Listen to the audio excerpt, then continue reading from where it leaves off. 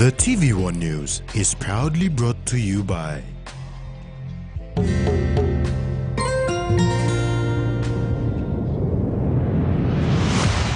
BSP, our bank, our people.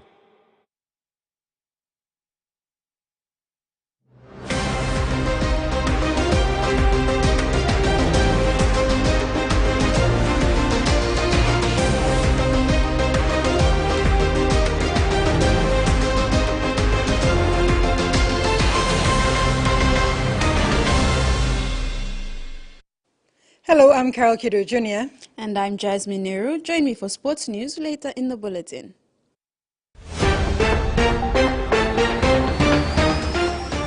In this edition, PM calls on Police Commissioner to receive petition, MIS training work in progress, and Tanabe ready for new season.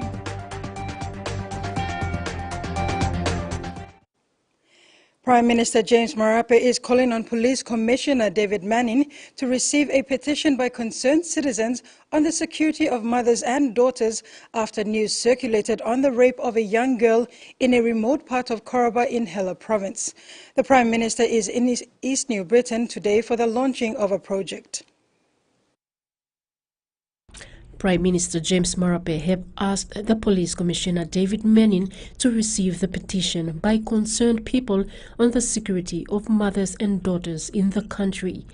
The Prime Minister have also tasked police to do their job in making arrests on all law and order related issues, including assaults of all forms on daughters and mothers.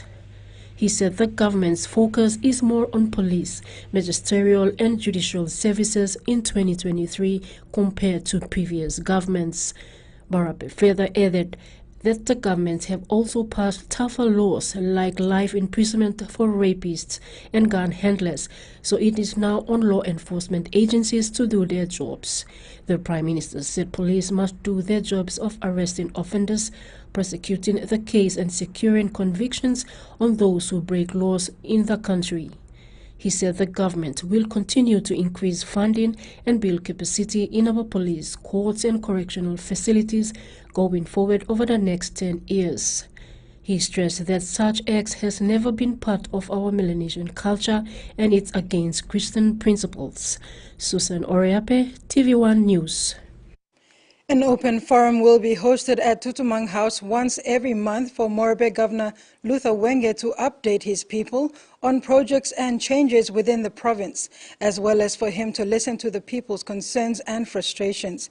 Today he gave an update on the provincial budget, increased funding for the Gerson Solulu scholarship and breakup of allocation for pastors, widows and people living with disability. Once every month, Morobe Governor Luther Wenge will be updating the people in an open forum outside Tutumang House. The forum will also give an opportunity to residents to air their concerns and frustrations. At today's gathering, Governor Wenge told those gathered that a budget of 609 million kina has been approved for the province by the Finance Minister. This is 35 million kina less than what was passed by Tutumang on the 9th of February. He also said that 30 million kina has been spent on tertiary students' fees through the Gerson Solulu scholarship. 30 million, or working money on 30 million, that's only going in excess of 34 million. What's I'm even talking you play, when we play increasing that play, surking that play money can top him up. Now me like him at surking me blouse and bump up that for 4 million, now to make him 34 million. So Christian scholarship. Next year, we play looking. You might be established late. You might be established more. You buy a piece of picking you can't do ya. No one will start in scholarship that you now to see you go next to picking you ya book and said ya no one. No one.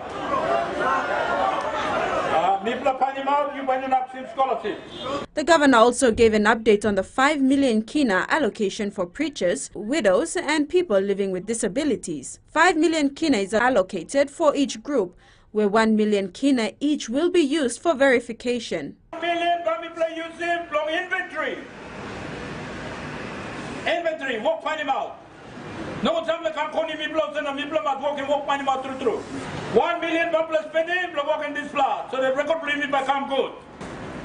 4 million remaining long helping you, widow mother, divorced mother, or single mother, now, kirab no good mother. Jasmine Nero, TVWAN News. Busu Secondary School was recently applauded for having the highest retention rate. During the recent Head Teachers and Principals Conference, Chairman Chris Raymond applauded the school after revealing the 2022 Grade 10 results of Morobe Province and expressed his concern with the low-performing institutions. Busu Secondary School topped Morobe Province in the 2022 Grade 10 examination.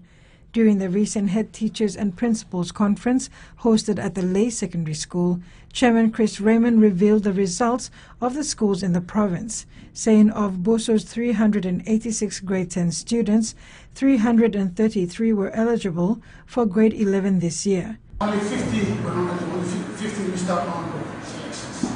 Right? Busu, in terms of ranking, Grade 11 10, Busu ranked number 1.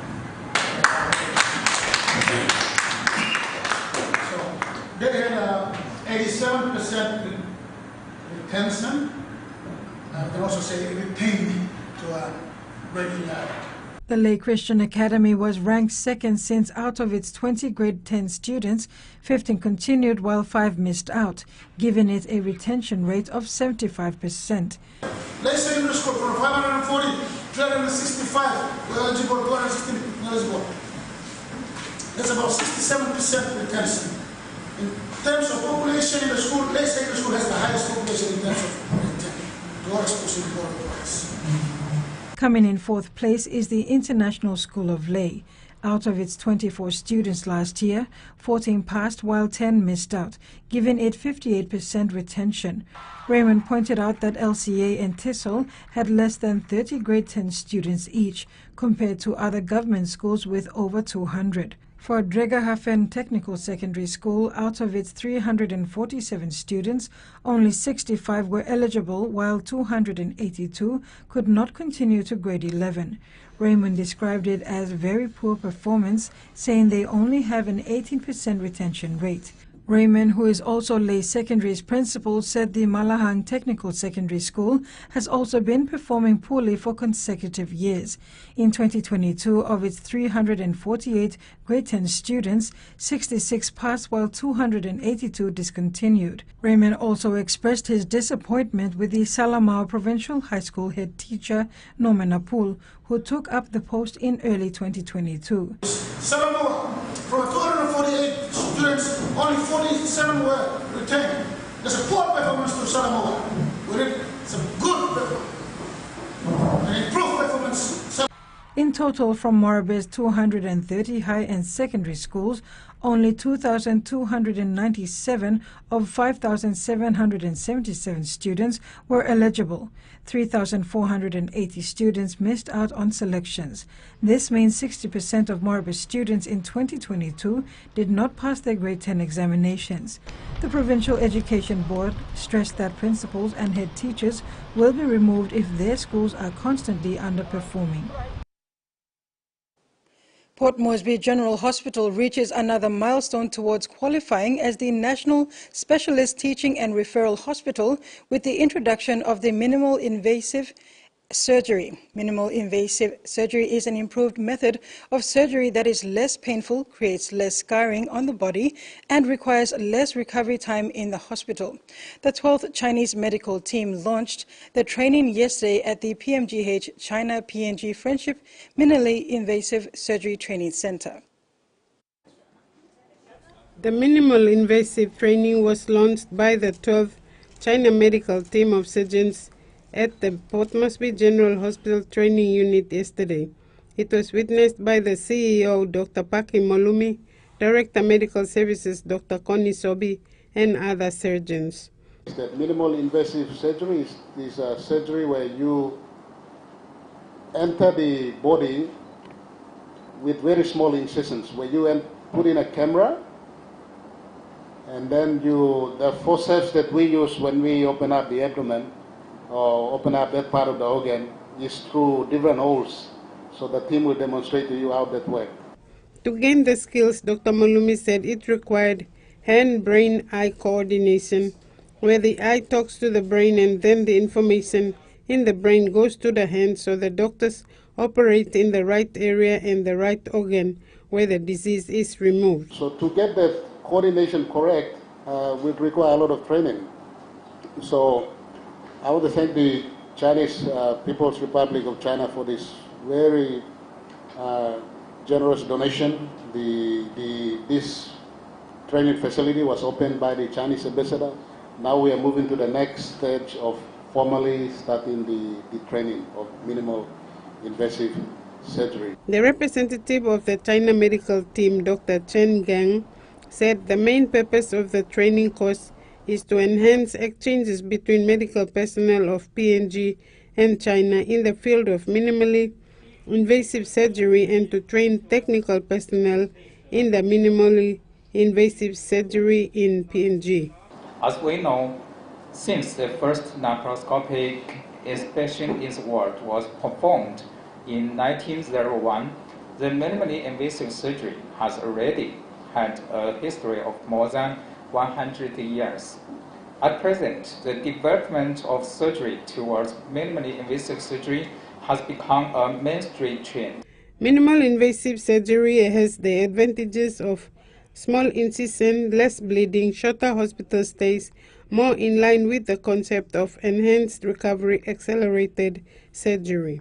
It can also promote surgeons recognizing of local anatomy. For example, after laparoscopic gastrointestinal surgery, surgeons can have a deeper understanding of the dissection of the membrane of stomach and intestine. He said in China, most abdominal surgery is minimally invasive, including laparoscopic surgery and robotic surgery. Dr. Gang confirmed that all training experts are from Chinese top hospitals and with rich experience of minimally invasive surgery. Frida Kana, TVWAN News. The minimally invasive surgery training launched yesterday at the Port Moresby General Hospital is a work in progress, according to CEO Dr. Paki Molumi, who said it is the beginning of many more things to come. Dr. Molumi congratulated the Chinese 12th medical team for a very good start in opening and embarking on the training, saying they will be looking at appropriate policies to move the training to a much higher level. The minimally invasive surgery training launched at the Port Moresby General Hospital is in line with the government's plan that is within the National Health Plan recently launched. Chief Executive Officer of Port Moresby General Hospital, Dr. Paki Molumi, said it is an important government health policy. It's an important government health policy, and through that policy, Port Moresby General Hospital is expected to be the national specialist referral and teaching hospital. So we have to prepare this hospital to meet those objectives of the government, and this is the right investment, and the training basically will achieve some of those objectives in the national health plan.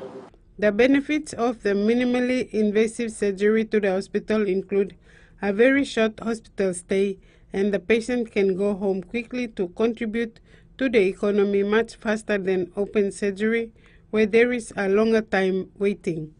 And with it comes additional risk of skin infection, wound infection, and longer waiting time for wounds to heal, and it also leaves a big scar.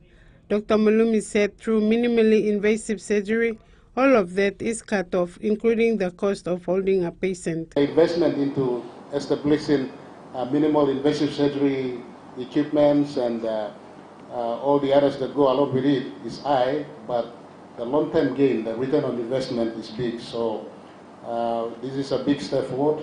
Thank you once again to the Chinese government, and we look forward to our students, our graduates, postgraduate students, not only for doctors, but this is for nursing as well, and all categories of health workers to be trained in this facility. He said that this facility is not only for Port Moresby General Hospital, but will also be open for all trainees throughout the country who want to do minimal invasive surgery. Frida Kana, TVWAN News. TV1 News continues after the break. Stay with us.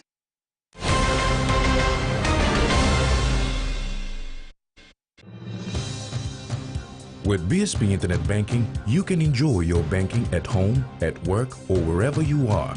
BSP Personal Internet Banking allows you to view your accounts and transactions, transfer money, bill pay, schedule future payments, or access your bank statements. Visit your nearest BSP branch to register now. BSP Internet Banking, the smarter way to bank. BSP, our bank, our people. It's that time again! Scale Rise is giving you the chance to win some Scout School money for 2023. Over 220 winners. 4 fortnightly draws, that's 55 fortnightly winners. Cash prizes starting at 1,000 kina, 2,000 kina, 3,000 kina. They also have consolation prizes of 500 kina. Buy any Scale Rise or Ori Rise to enter the promotion for your chance to win the Scout School money. Terms and conditions apply. Scale Rise, the brain changer. Open Net.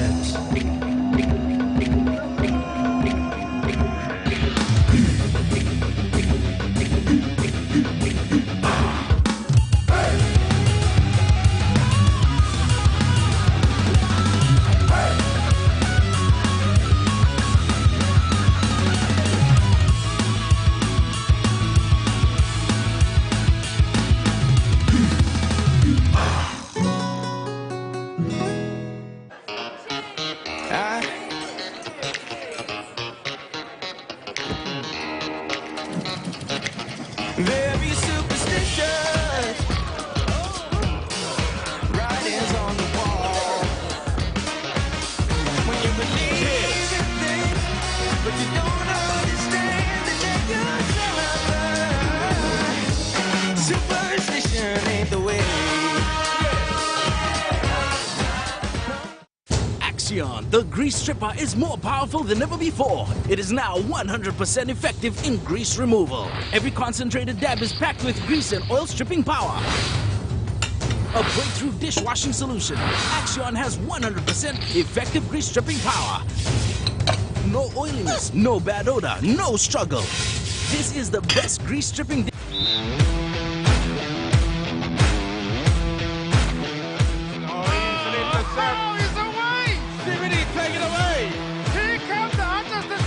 Coming strong from the campus. Has he got the legs?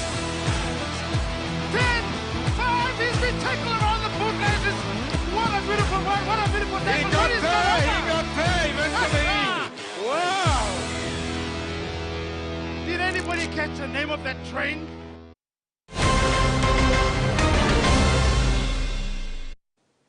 Welcome back. National Superannuation Fund has announced its audited financial results for 2022, which includes a net asset value of 6.3 billion kina and a net profit after tax of 256 million kina. Following these results, the NASFund board has approved an interest crediting rate of 4.3% for the 2022 financial year, which will be allocated into over 650,000 member accounts. NASFund announces audited results for 2022 with a net asset value of 6.3 billion kina and a net profit after tax of 256 million kina for the year ending 31st December 2022. The NASFund board approved an interest crediting rate of 4.3% for the 2022 financial year during the board meeting held on 9th March. And over 260 million kina will be allocated into over 650,000 member accounts in the coming days. Chairwoman Tamsin Wardley praised the fund for demonstrating strong resilience under difficult economic circumstances and attaining positive results. The positive outcomes were partly offset by the valuation losses due to continuing European conflict and FX losses at the year end. The fund has demonstrated a strong resilience under difficult economic circumstances to attain these results, with an above-budget performance in contributions, cash income, as well as an effective cost management over all our operating expenses. Our crediting rate for the past financial year of 4.3% is a testament to our commitment to providing strong and stable returns to our members. Joining Wadley was outgoing CEO Ian Tarutia and new CEO Rajiv Sharma for the announcement of the 2022 audited financial results. NASFAN's crediting rate for the past financial year of 4.3% is a testament to their commitment and to providing strong and stable returns to their members above CPI over a rolling 5-year period. NASFAN's main highlights for financial year 2022 includes cash income of 473 million kina compared to a budget of 450 million kina, expenses of 73 million kina compared to a budget of 74 million kina, and a net profit before valuation of 349 million kina against a budget of 311 million kina. Incoming CEO Rajiv Sharma gave a brief update on NASFAN's total assets and the number of registered members. Total assets 6.5 billion, net assets 6.3 billion, employer receipts 650 million in contributions, which is 9% higher than what we collected last year. Members withdrawal of 546 million kina, which is lower than 586 million kina of last year. We had 30,816 new members registered, resulting in 5% increase in total membership to 653,754. Last year number was 622,938. Gross employer base increased by 7% to reach 3,020. Last year it was 2,700. Looking forward, NASFAN's investment division will be actively pursuing and assessing opportunities in financial year 2023, while remaining vigilant in monitoring market conditions and adjusting their investment strategy as needed to ensure they are maximizing returns for their members while also managing risk. NASFAN is making progress on a number of key digital and strategic initiatives aimed at improving the overall member experience. Chairwoman Wadley reminded members that their long-term NASFAN savings will benefit them by ensuring they have a level of financial comfort following their retirement from active employment. NASFAN's outgoing CEO Ian Tarutia mentioned that the fund is still able to deliver positive results that were highlighted by NSL Chairwoman Tamsin Wadley and his successor Rajiv Sharma during yesterday's press conference. Despite the challenging economic times, the investment portfolio and operational activities implemented by the organization in the past year have resulted in organic growth. This growth has resulted in a crediting rate of 4.3%, equivalent to 260 million kina being credited to members' accounts. Tarutia finds it comforting that members' retirement savings continue to grow amidst the tough economic climate and expresses confidence in the capable hands of Chairwoman Tamsin Wadley and Rajiv Sharma, who has been working with the organization for over 10 years and is well known to the membership. I close this chapter of my time here at the fund, that the fund is in good and strong hands as it pursues into its next chapter of growth. So I'm really pleased, and I just want to show the membership that the fund is demonstrated in good times and the not so good times. The fund is consistently delivering organic growth, membership growth, employer growth, and year-on-year profitability. In terms of the returns that we talked about, inflation is high at the moment. 4.3 is slightly below the inflation rate, but as you know, in superannuation, you always look at the long term. So and when we look at the investment returns over a 5-year period, the returns that we give back to members is still over the inflation rate. So. Leading by example, the Paradise College encourages both male and female students to participate in all subject activities together without discrimination. This factor was revealed by the principal of the school, Safak Delismail, during the International Women's Day celebrations on Wednesday, 8 March 2023. A total of 380 student body from grade 7 to 12 from Paradise College had the first-hand opportunity to listen to the experience sharing of 5 women leaders who were invited to a panel discussion on gender equality under the International Women's Day theme of Digital Innovation and Technology for Gender Equality on Wednesday, 8th March. Originally from Turkey, Safak Dismail is now a PNG citizen and testifies to the change that had taken place in PNG since 2009. I came here in 2009 and now there's a huge difference. So, and the women also fighting for their, making sure that their place is recognized in the society. And in our school, when I see students, performing students, male, female, the females are performing better than the male students at the moment in the classroom. They are more hardworking, they are more committed, they are more focused. So, but they have to be recognized and they have to be reminded that they can play a bigger role in the society. They can have saying in whatever is happening in the countries. He said holding this event also will give them some confidence because they met with the real figures in society in regards to what the Paradise College is doing in its contribution to developing leadership. Delismel said students from grades 9 to 12 take one period every week to participate in the leadership class. And it's a beautiful, beautiful class. They talk about, they discuss cases, real happenings, and students share their thoughts freely during the class, and they make decisions under pressure. And so what I observed that through these classes, students have changed. For example, last 2 years we are having less discipline problems after implementing leadership program. Students become more responsible. They have more initiatives. They organize things by themselves. So it helped a lot. They had invited Believe Institute from Melbourne to collaborate with them in running the leadership course. He said Believe Institute provides the instructor and all the material needed for the class. These skills were demonstrated during the discussion panel on the International Women's Day when the students interacted with the guest speakers. The students, both male and female and from all grades, were boldly standing up and asking relevant and intelligent questions on the issue of gender equality in leadership. Safak said the result of the leadership class from Melbourne is that about 8 of them in grade 11 are now tutoring the other students from grades 9 and 10. Frida Kana, TV1 News.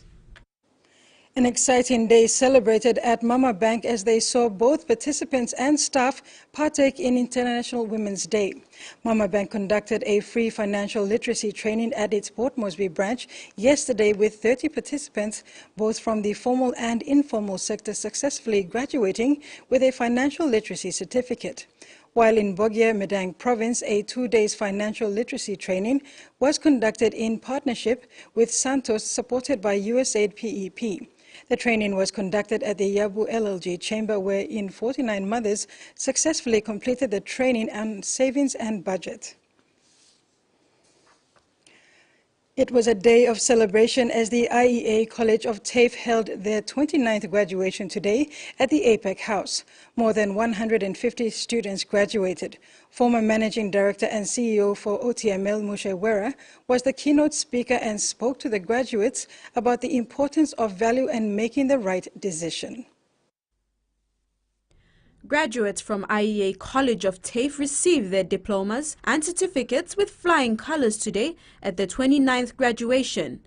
More than 150 students graduated with Certificate 2 in Business, Certificate 3 Business Administration, Certificate 4 in Business Administration, Diploma in Business Administration, Certificate 3 in Accounts Administration, Certificate 4 in Accounting and Bookkeeping, Diploma in Accounting, Advanced Diploma of Accounting, Certificate 3 and 4 in Information Technology, Diploma of Information and Technology, Certificate 3 in Early Childhood Education and Care, Certificate 2 in Kitchen Operations and Commercial Cookery, Diploma in International Education and National Certificates in Training and Assessment.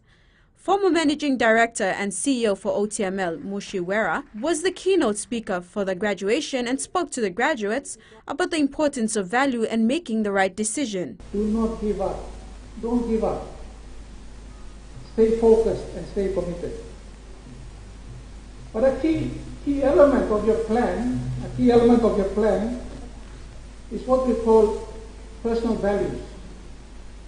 Having personal values. And examples of values are things such as integrity, trust, respect, being humble, honesty, understanding. These are some elements or the elements of values.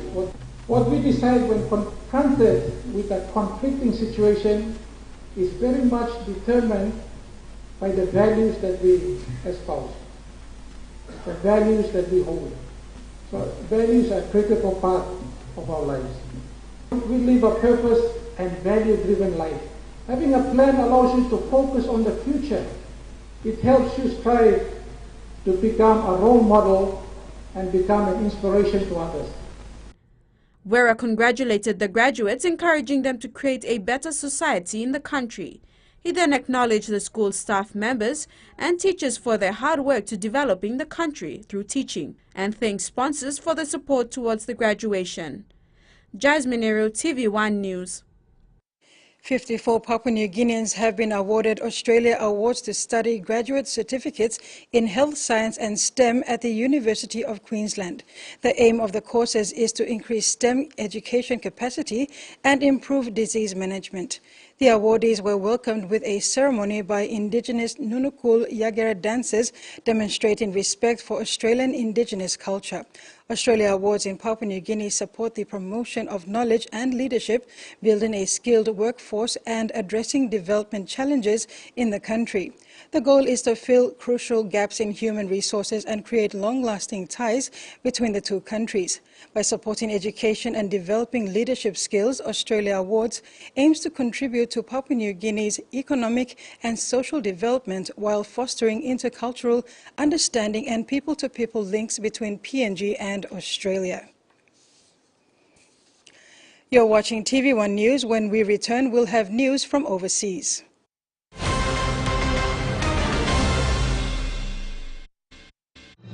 Experience a convenient and smarter way to do your banking with BSP Mobile Banking. You don't have to leave the office or your home to pay for bills. You can view your account balance, transfer funds, top up phone credits, or purchase Easy Pay units wherever you are. Visit your BSP branch today to register now for BSP Mobile Banking. BSP Mobile Banking, the smarter way to bank. BSP, our bank, our people. When you're spending time with family, when you've got a big day ahead, when you have given it all you've got, when you're putting on a feast, that's when you want the best. That's when you want flame rice. New flame rice. Win him, Olgera. He says the best Hunters players come from his region. So does she. But there's one thing that brings everyone together. SP Lager. Bungum Yumi. Cheers to 70 years. A quick favorite meal for the day does feel good. Snacks noodles is my choice for a simple meal. It is easy to prepare and fast to cook. And with a touch of flavor and ingredients, quality noodles that can be cooked and enjoyed in many different ways. You see, my whole family loves it. It's made here in PNG and comes in different pack sizes. Snacks noodles, tastier but you like it more. When skin tends to lack natural oil, it is termed dry skin. Refresh and rehydrate with the Neutrogena Hydro Boost range. Here's a simple 3-step routine. 1. Hydro Boost Cleanser. It is gentle, won't clog pores, and adds moisture to the skin, unlike soap. Step 2. A moisturizer, such as this one, for replenishment. Step 3. Bright Eyes. This specially formulated eye roll-on infuses moisture around the delicate eye area. And there you go. Be beautiful, be you. No change on this occasion. She breaks away, and the young man is over for the first try of the afternoon. Tajian in for Ireland. Stayed so far. Schumann puts the head down. 3 Irish players there, but they can't stop him. Schumann is over. Great try from Scotland.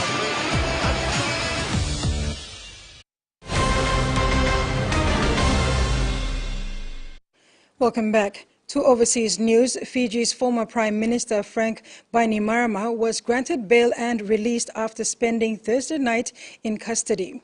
It is alleged Mr. Bainimarama and former Fiji Police Commissioner Siti Venikilio interfered in an investigation into the University of the South Pacific in 2019.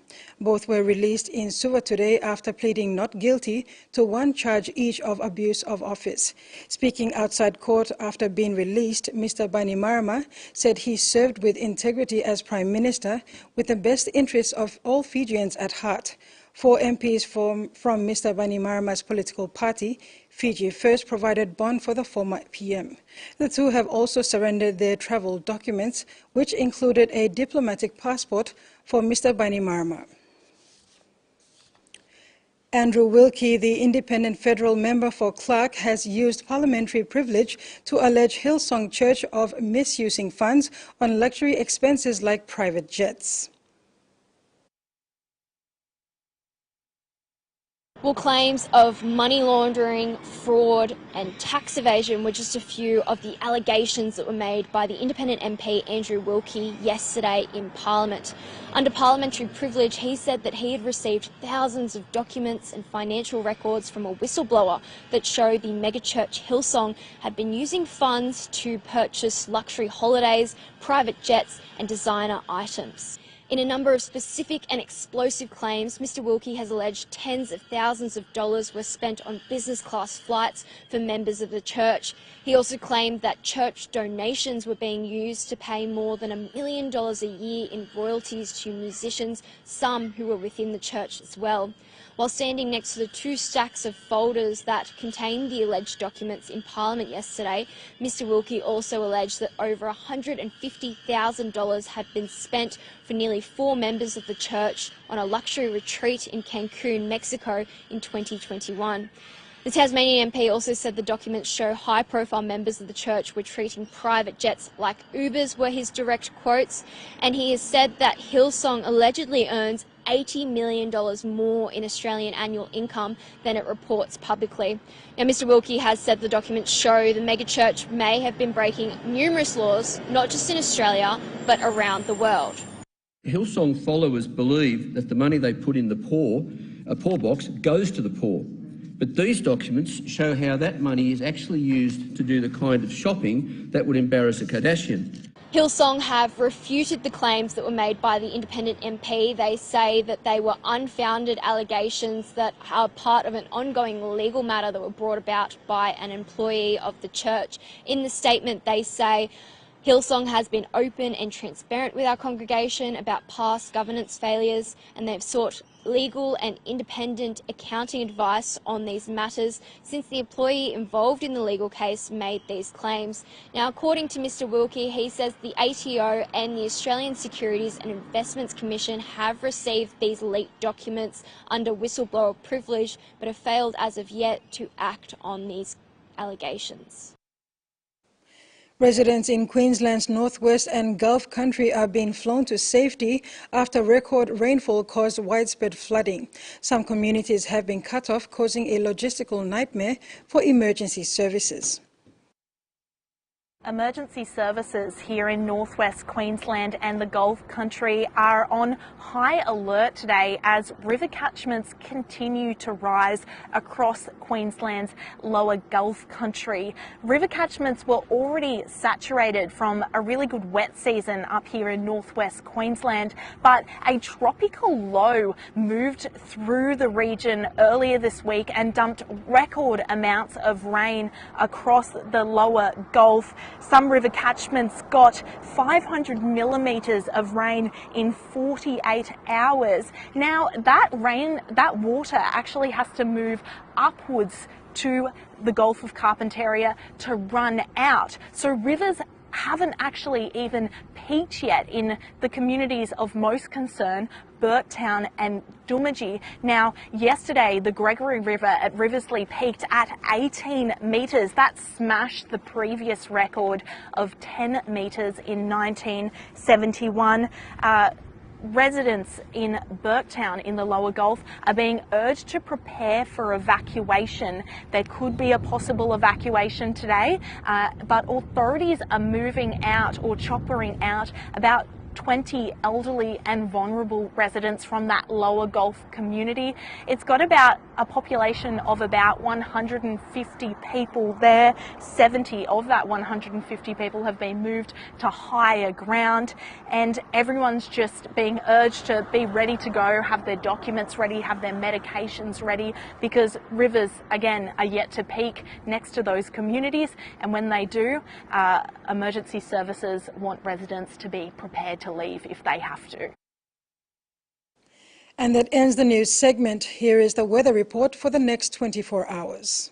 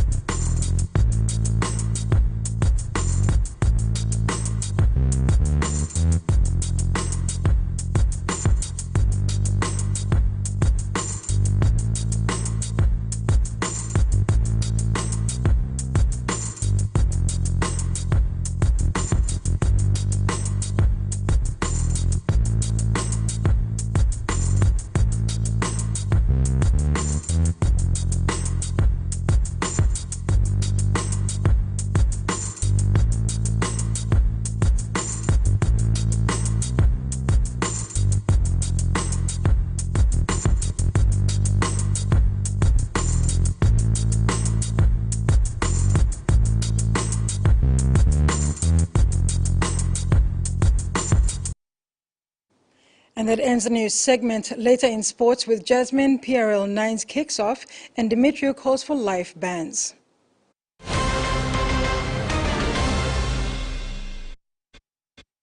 He says the best Hunters players come from his region. So does she. But there's one thing that brings everyone together. SP Lager. Bongum Yumi. Cheers to 70 years.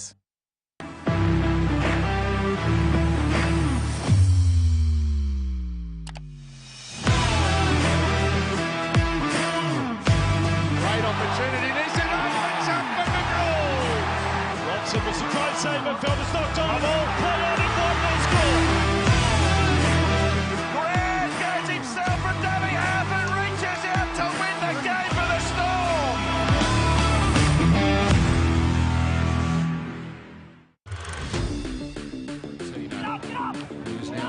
Oh boy, beautiful work is he. Oh, he's away. Oh, and a chance here to him for Lotte Katoa.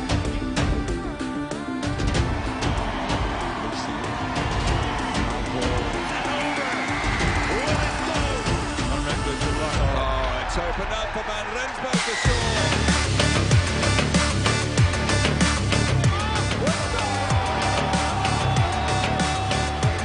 Costa Morici and into the back of the net. Well, there's another one we were just talking about.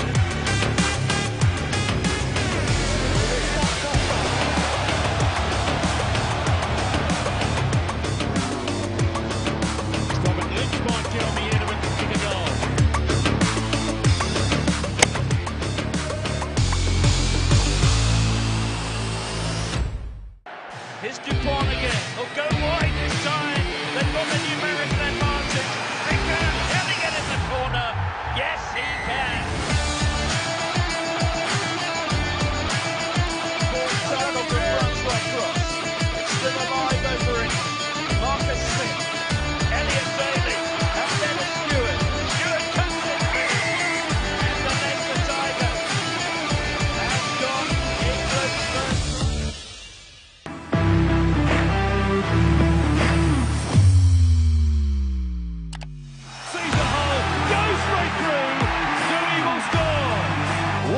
strange start for Newcastle.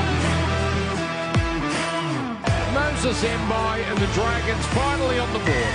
Fafita into a hole, runs to Laurie, it goes on that left-hand side, they'll score through Philip Sami.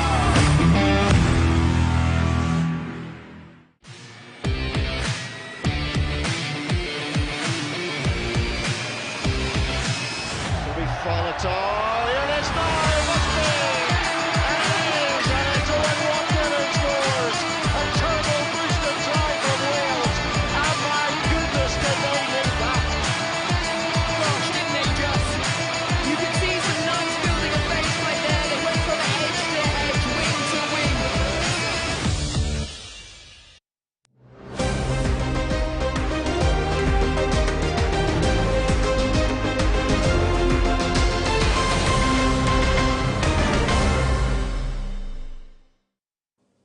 Welcome back. In sports, the Port Moresby Pre-Season Rugby League 9th tournament is scheduled to kick off this Saturday at the NFS Oval 2. The tournament will run over 2 weekends and is used as warm-up for the PRL clubs to get their teams ready for the new 2023 season.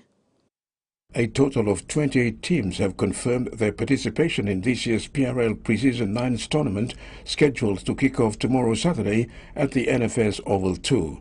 Apart from the regular Port Moresby Rugby League clubs, a number of invitational teams have also registered, including 2 Port Moresby-based franchise clubs, Central Dubarris and Galfiso, who will be fielding 2 development teams each for the tournament. PRL Administrator Mecca Mino, when giving a heads up on the Pre-Season 9s competition, has again acknowledged and thanked the management of Santos for the support in allowing the games to run for the next 2 weekends. Mino said apart from the 28 men's teams, they have also confirmed 8 women's teams.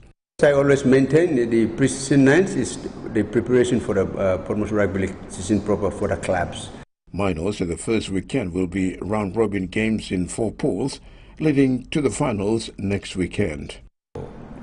From Hiri or Motukoita, like that. In this instance, because we want to start very quickly, so we have put the invitation, we have put it open, and we also allow for the digital club franchise teams based in Port Moresby if they want to use the tournament as a preparation also for them.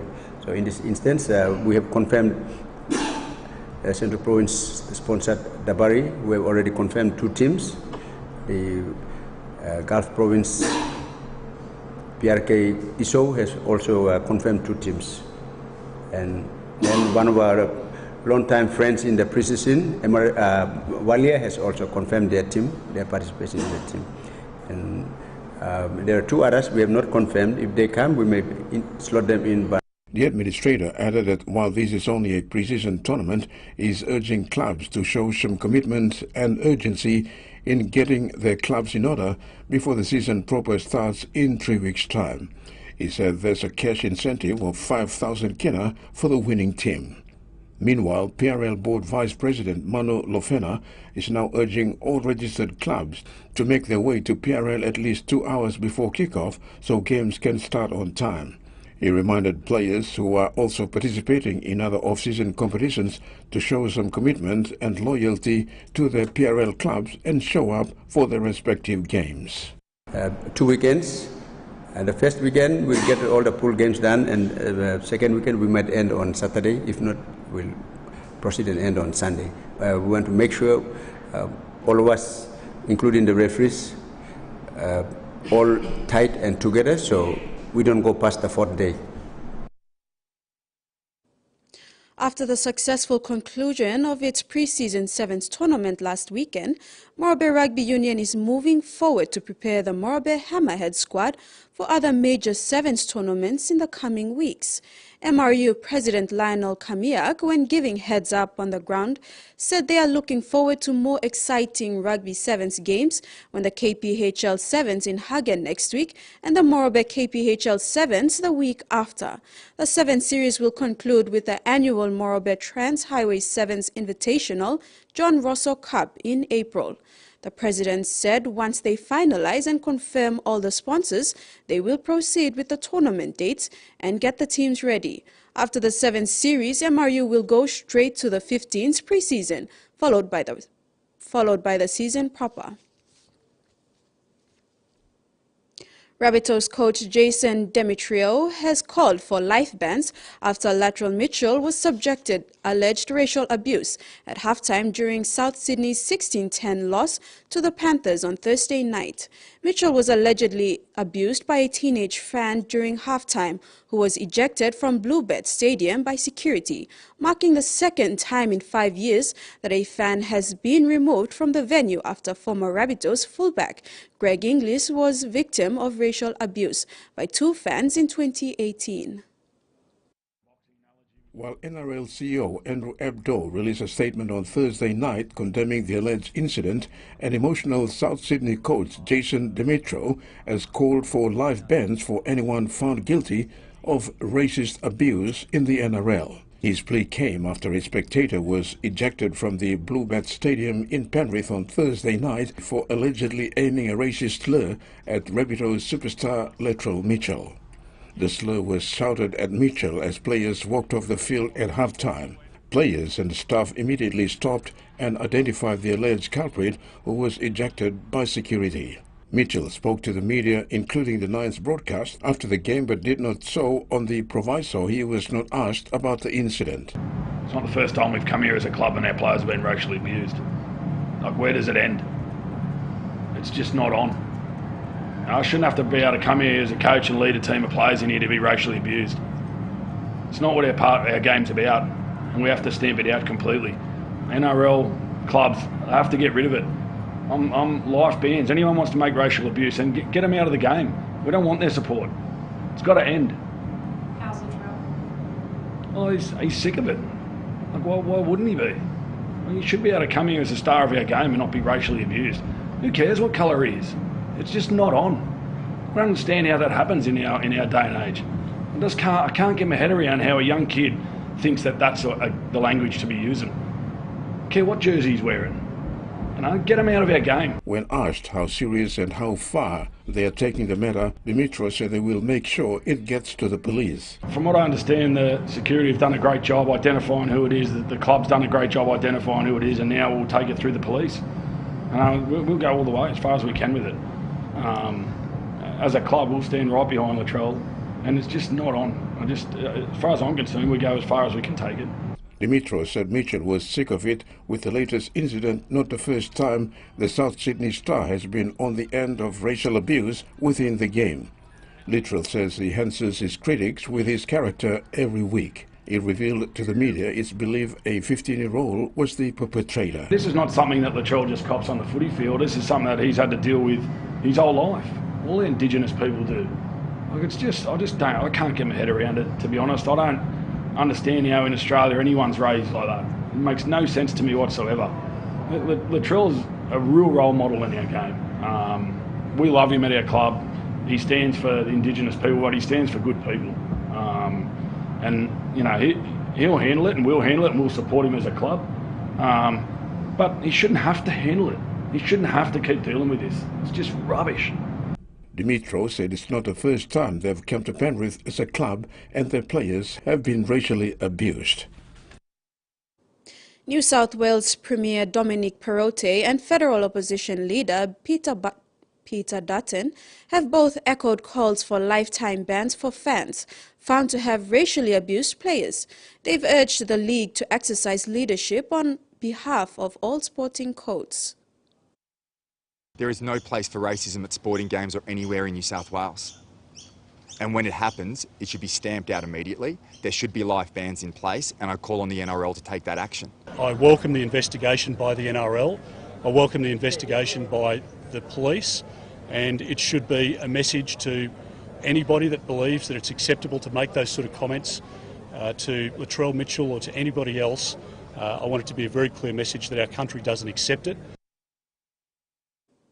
It's using boxing to show participants how to regulate their emotions and could be rolled out to schools soon.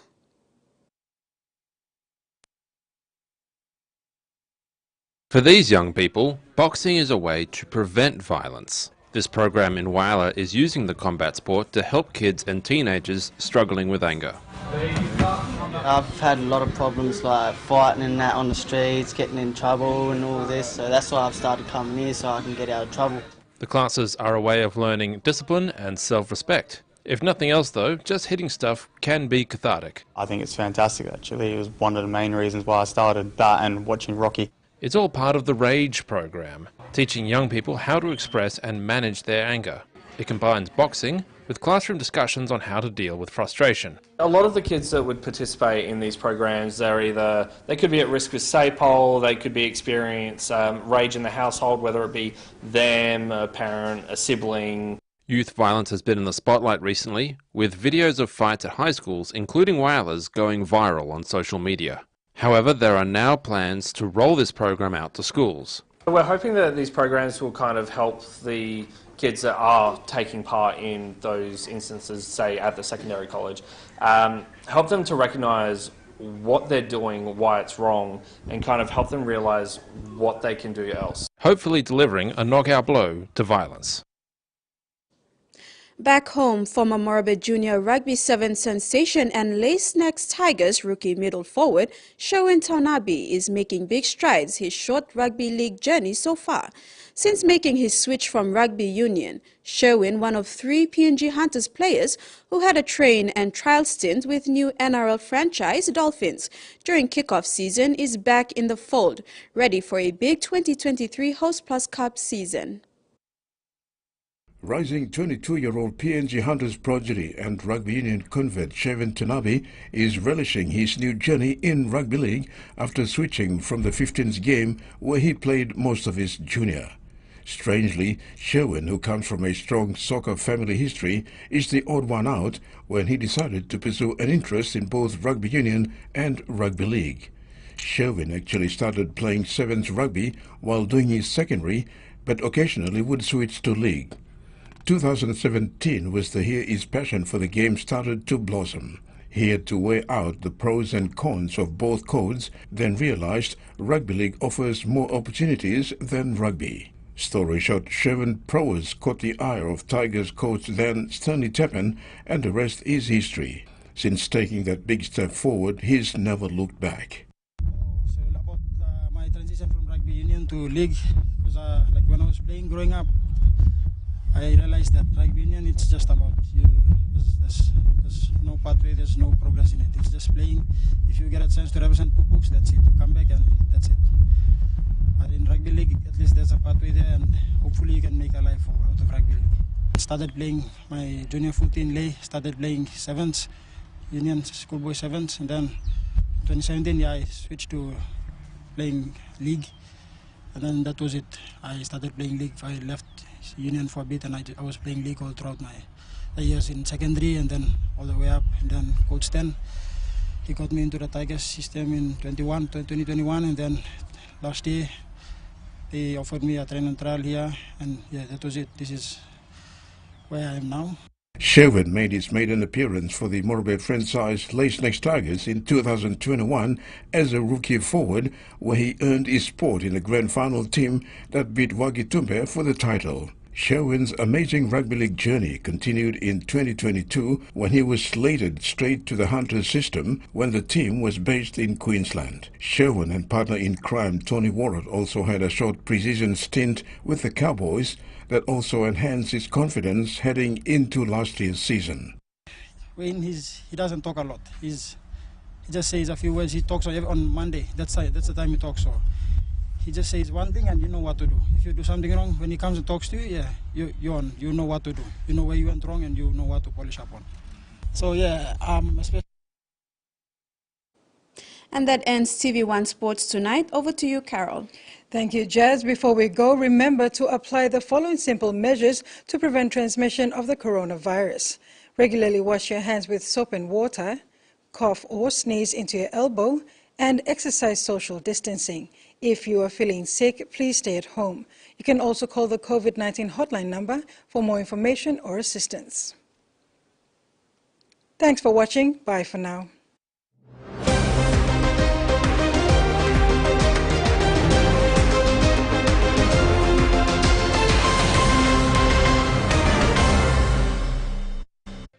The TVWAN News was proudly brought to you by